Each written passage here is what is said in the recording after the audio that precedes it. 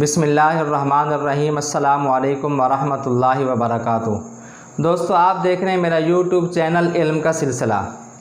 علم کے سلسلے میں آج ہم جس عمل کے متعلق بات کریں گے اور جو ہمارا موضوع ہے، آج کا جو ہمارا ٹاپک ہے، سرسری طور پہ اس کے اوپر نظر ڈال لیتے ہیں اور پھر اختصار کے ساتھ اس کے اوپر بات کرتے ہیں۔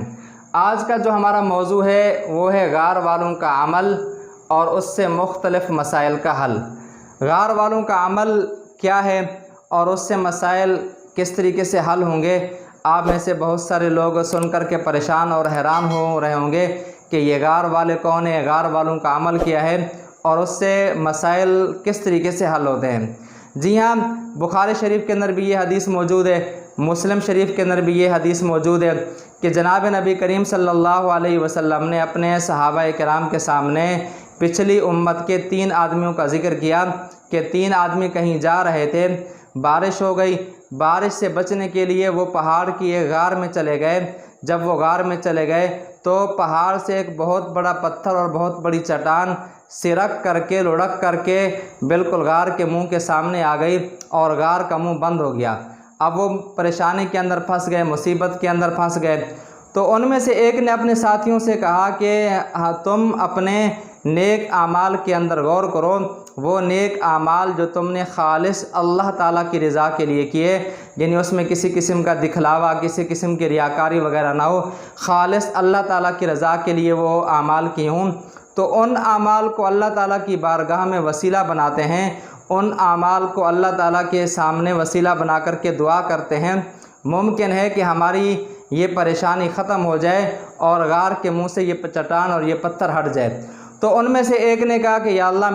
میرے بوڑھے والدین ہیں، میری بیوی ہے اور میرے چھوٹے بچے ہیں، میں ان کے لیے جنگل میں بکریاں چرانے کے لیے جاتا ہوں اور شام کو واپس آتا ہوں۔ جب میں شام کو واپس آتا ہوں تو سب سے پہلے ان جانوروں سے دودھ نکال کر کے دودھ کا برتن اپنے والدین کو پیش کرتا ہوں، دودھ ان کو دیتا ہوں، تو ان کو دینے کے بعد پھر میں وہ دودھ اپنے چھوٹے بچوں کو دیتا ہوں۔ ایک دن جنگل دور ہونے کی وجہ سے میں جب واپس آیا تو رات دیر ہو گئی تھی۔ میں نے بحسب سابق پہلے کی طرح جانوروں سے، بکریوں سے دودھ نکالا اور دودھ نکال کر کے دودھ کا برتن اپنے والدین کے پاس لے کر کے آیا تو وہ سو گئے تھے۔ تو میں نے اس بات کو ناپسند سمجھا کہ میں اپنے والدین کو جگا کر کے یہ دودھ ان کو دوں، تو میں ان کے جاگنے کا انتظار کرتا رہا اور ان کے پاس کھڑا ہو گیا کہ یہ بیدار ہو جائیں گے تو میں یہ دودھ ان کو دوں گا۔ میرے چھوٹے بچے وہ رو رہے تھے میرے قدموں کے پاس کہ ہمیں دودھ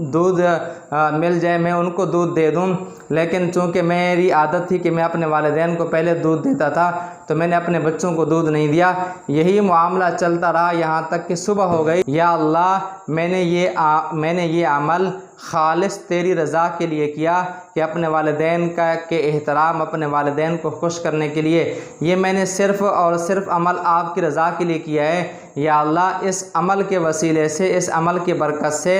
اتنا راستہ غار سے چٹان دور کر دیجئے کہ ہم اس غار سے آسمان کو دیکھ سکیں۔ تو بہرحال جب اس نے یہ اپنا عمل اللہ تعالیٰ کی بارگاہ میں پیش کیا تو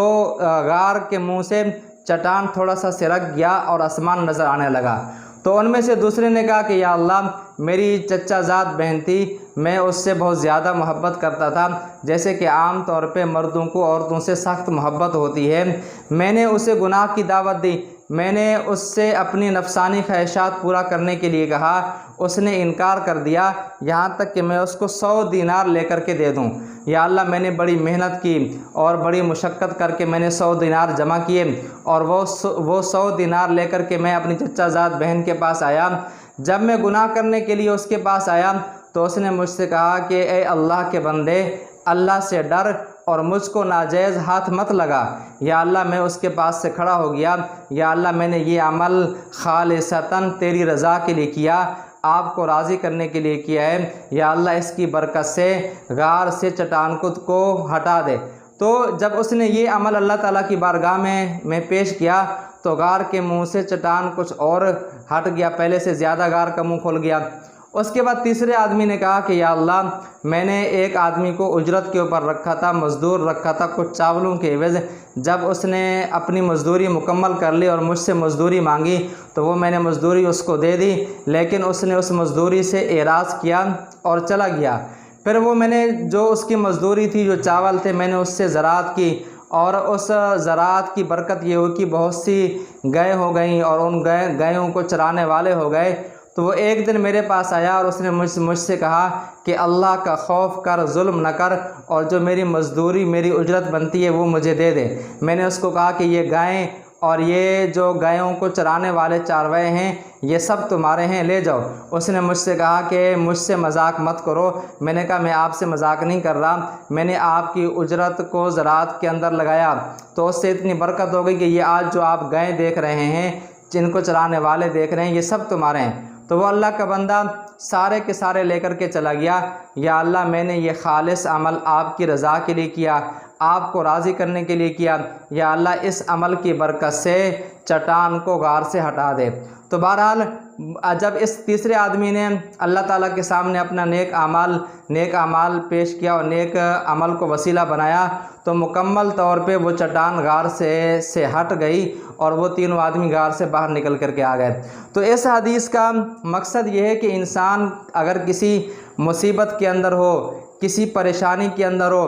زندگی کی غار میں اس کے سامنے مسائل کی، پریشانیوں کی، ناکامیوں کی، رکاوٹوں کی چٹان اگر آ گئی ہے تو وہ اس غار والوں کی طرح اللہ تعالیٰ کے سامنے اپنے نیک اعمال کو وسیلہ بنائیں۔ ظاہر بات ہے کہ انسان نے آ کر کوئی تو ایسا عمل کیا ہوگا جو خالص اللہ کی رضا کے لیے ہوگا، اس میں نہ دکھلاوا ہوگا، نہ اس میں ریاکاری ہوگی، تو دعا کر کے کہے کہ کریم اللہ، یا اللہ، رحمان اللہ، رحیم اللہ، کہ میں نے یہ عمل خالص آپ کی رضا کے لیے کیا تھا، یا اللہ اس عمل کی برکت سے میری اس پریشانی کو دور کر دے، یا اللہ اس عمل کی برکت سے میری اس رکاوٹ کو ختم کر دے، یا اللہ اس عمل کی برکت سے، اس عمل کے وسیلے سے یا اللہ میری بندش کو ختم کر دے۔ بہرحال اپنے مسائل کو حل کرانے کے لیے، ناکامیوں کو حل کرانے کے لیے، رکاوٹوں اور بندشوں کو ختم کرنے کے لیے ایک یہ طریقہ بھی ہے کہ ہم اللہ تعالیٰ کی بارگاہ کے سامنے اپنے نیک اعمال کو وسیلہ بنائیں۔ اے شان کریمی مجھے مایوس نہ کرنا، اے شان کریمی مجھے مایوس نہ کرنا کہ تقدیر بدلتی ہے دعاؤں کے اثر سے۔ السلام علیکم ورحمۃ اللہ وبرکاتہ۔